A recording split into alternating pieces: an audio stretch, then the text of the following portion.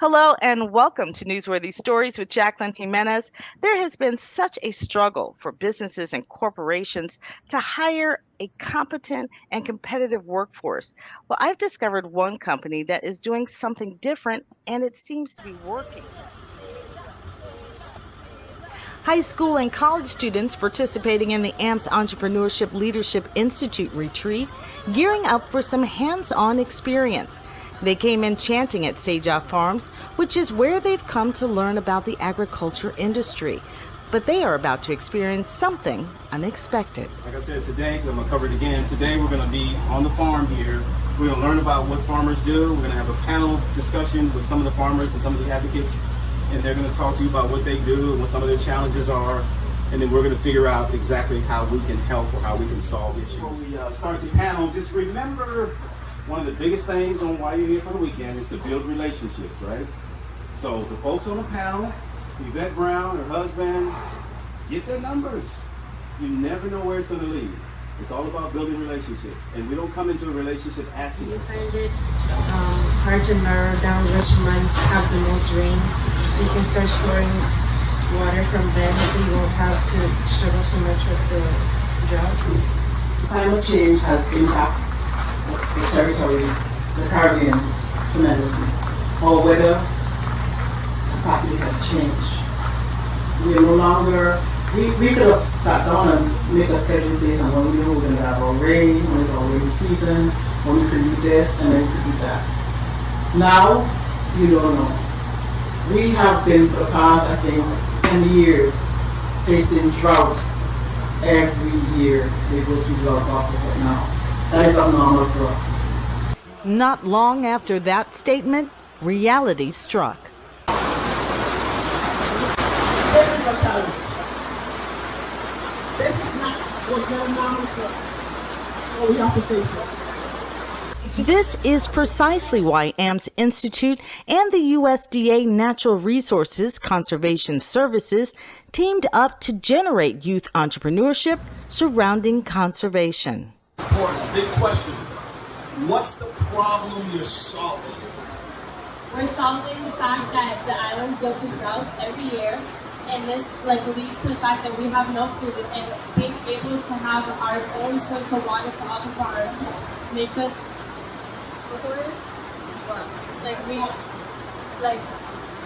we depend on our so we can self-sufficient. Yeah. For us, in our agency, this kind of activity and this kind of collaboration is very, very, very important because we depend on this kind of activity to spread the word and to try to bring more young people into the agricultural businesses. This program is the brainchild of CEO and founder James Amps of Amps International, who gives high school and college students a hands-on introduction into different industries at no cost to them, then creates a pitch competition out of it for a cash investment. co-owner of Seja Farms, Dale Brown. James Amps knows the best way to build a business is to solve a problem, which is why these farmers came to share their struggles. I'm growing what you want that is available and best grown at that particular time. The consumer will take it. The issue we are having though in this business is that there's not enough local food consumption. My name is Frank Bermudez. I am the owner and operator of the Senecal farm down the street here. I actually have about 100 head of cattle right now. The greatest challenge would be, having to face drought when there's no food on the island, there's no food on the farm. I have to struggle. Whether it is cutting tree limbs or whether it is cutting and bringing home whatever dry grass I can have to feed them something and hopefully have enough of water where they can drink and provide shade so they can survive. And what we do is we talk about food security, food sovereignty, and sustainability. So my whole job is to talk about agriculture, to talk about farmers, to talk to farmers and help make their issues more visible to people in the community, to people in policy, to people nationally, so we could try to drive resources and solutions to help farmers do what they do best, which is grow food, and also make it feasible for them to grow foods, right? So that their businesses grow. I think today is going great. We're here at Sage Farms, and they had a panel of farmers that they talked to, and they found some of the challenges that they had. It was a great conversation, and the USDA NRCS leader was here as well. And then they broke up into teams now, and they're figuring out how to put their business plans together. That's what they're going to begin to do now, and for the rest of today and tonight, all the way up to 11 o'clock, and even until tomorrow. So they're having a great time, they're learning a lot, and they're working together with people that they don't know. And that's really the biggest thing that we wanted them to do, and that's what they're doing right now. Sage Farms is not only a place for cultivating crops, but educating the community about agribusiness and agritourism. This farm is wired for instructional purposes, laptops and all. Research and development, R&D. Very simple. You gotta do market research. Who does what you do? Or are they doing something similar to what you do? Once you know who they are, then you gotta figure out how are you different? What makes you so unique? What's your competitive advantage compared to others? What's your USP, right? Your unique selling. Start Googling what you're looking for. And somebody's probably already doing it. And if they're already doing it, how can you improve that? So how does the island now get water? How do they get fresh water? You all want to improve on that? Is that what it is? Okay, so now how do we improve on it? But let's find out how they're doing it now. Because if you're doing the same thing, it's like it doesn't matter. But if you're improving on what's going on, then everybody wants to go. Not only are we farmers, but we are advocates for other small farmers throughout the community. It is important that we as a community, surrounded by waters, depend on shipment of food, develop a food system. Food security, food sovereignty, and sustainability is the key measurements to our economic development here in the Virgin Islands. Unfortunately, we import 98% of what we eat. That means the Virgin Islands depends on someone else to keep us alive. It's smelling good, so I had to come inside to see what was cooking. Not only did students from AMPS Institute learn about the business of farming, but the benefits of going from farm to the table. A full kitchen allows Sage Farms to cater to guests and build their reputation for agritourism. After their meal, it was back to work. This time in the classrooms at the University of the Virgin Islands. It was time to take what they've learned from the farms and build a business around it. I'm Zabby Wilson. Hi, my name is Kayla Baloo. Hi, I'm Malia. Hi, I'm Tiara. Hi, I'm Tiara. So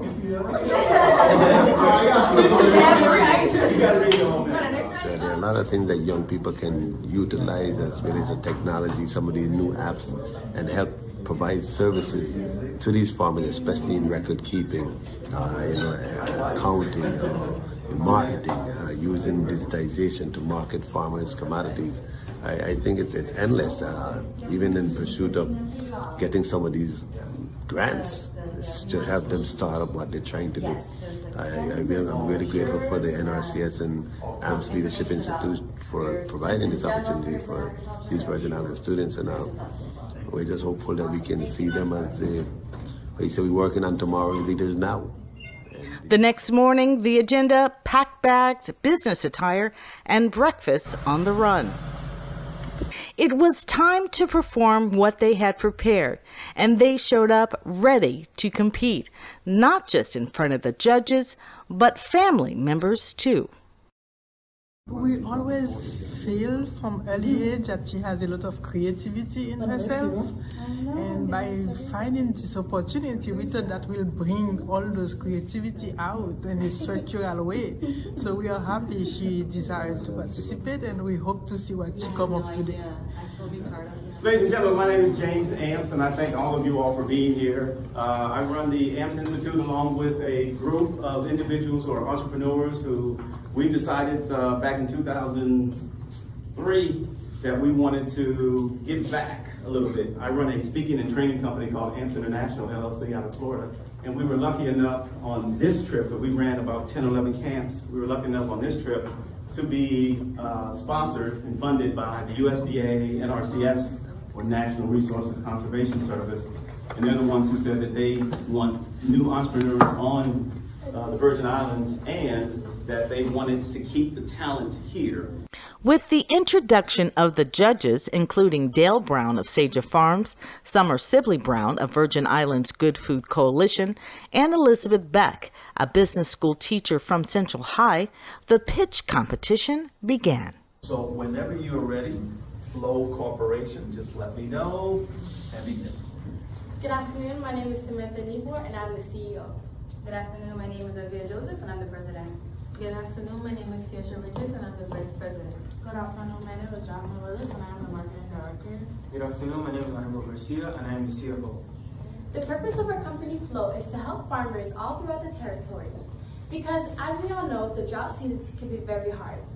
When there's no water, crops cannot grow, and we need the water in order to help us be self-sustainable with our food and the way that we live. Our goal is to help the Virgin Islands become a self-sustaining territory. Our market plan is to provide water to local farmers on St. Croix for the cost of $1.40 per gallon. To promote this idea, we will use radio talk shows, social media, blogs, news articles, and advocacy. Introducing Farmers Flowers, we will work alongside farmers to grow flowers and sell them to local consumers. We'll be using local farmers' unwanted plants and flowers to make bouquets. We also will be partnering with beekeepers to pollinate our flowers and help grow crops. Our nonprofit organization has launched an app that connects farmers to farmers. Hence our slogan, "We are the outlet to your plug." Our app will combat supply chain issues during natural disasters.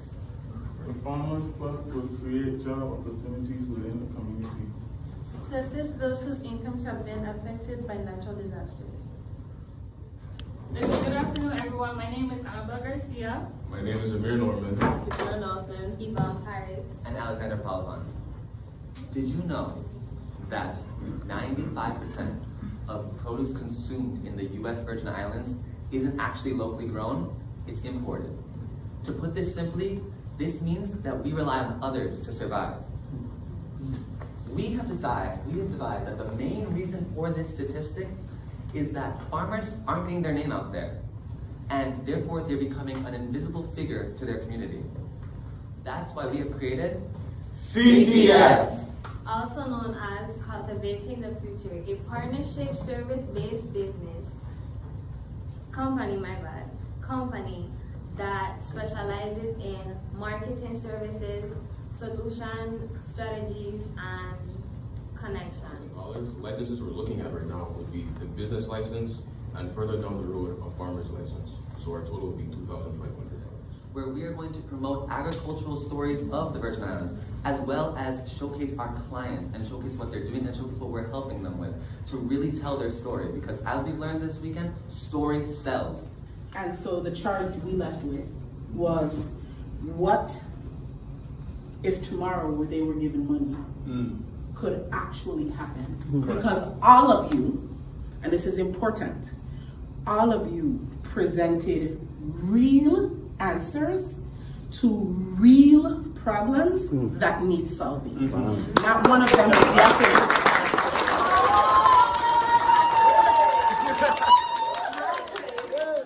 Cultivating the future.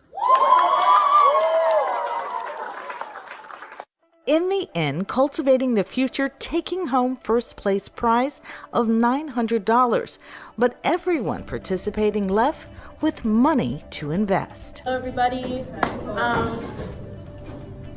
Today was very scary for me because I'm more of an introvert, but I feel like this opportunity, this entrepreneur camp has helped me in a way that no other camp has ever helped me before, and I'm very thankful for the team and the staff, everyone here, because they taught me so much. I was writing notes, we didn't get much sleep, like I got an hour last night, but it's okay.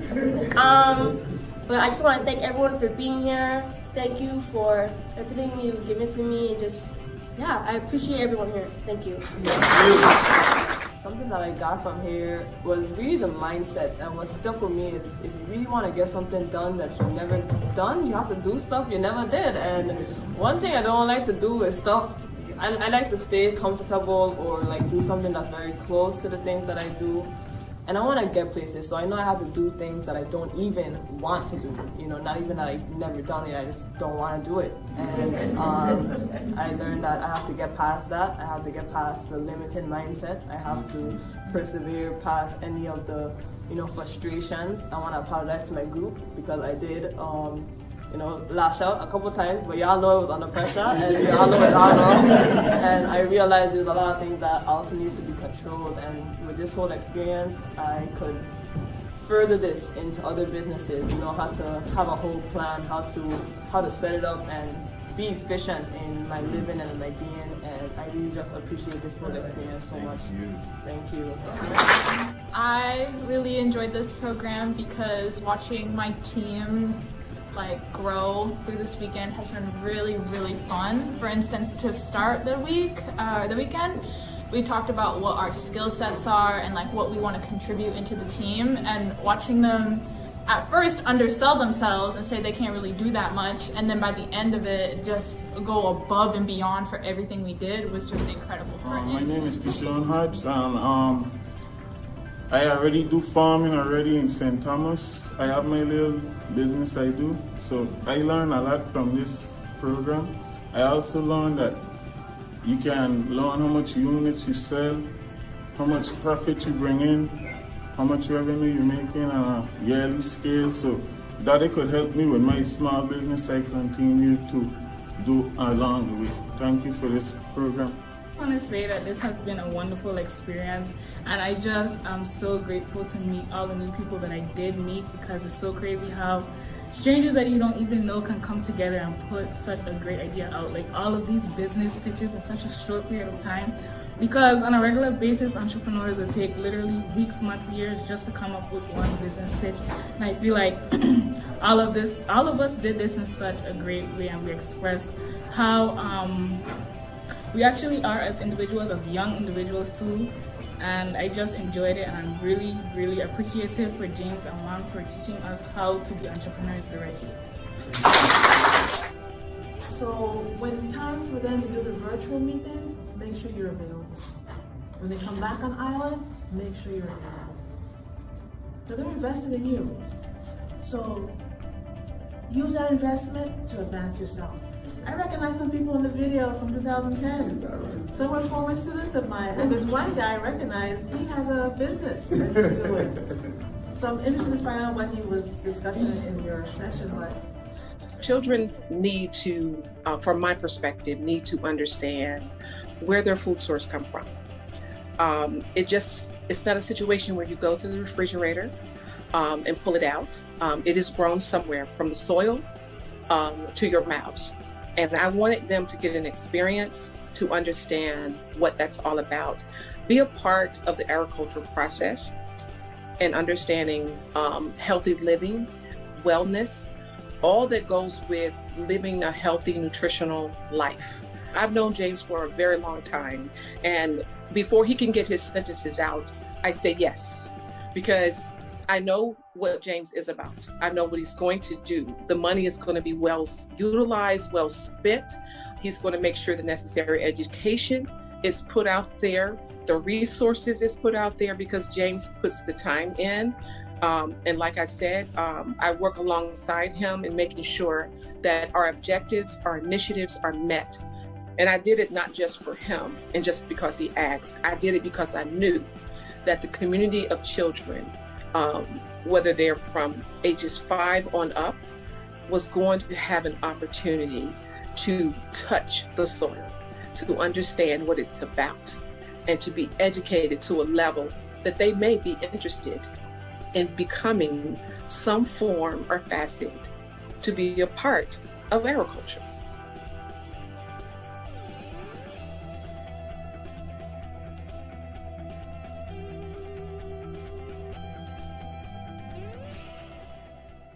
Jacqueline, definitely appreciate the opportunity to be on your Newsworthy Stories segment.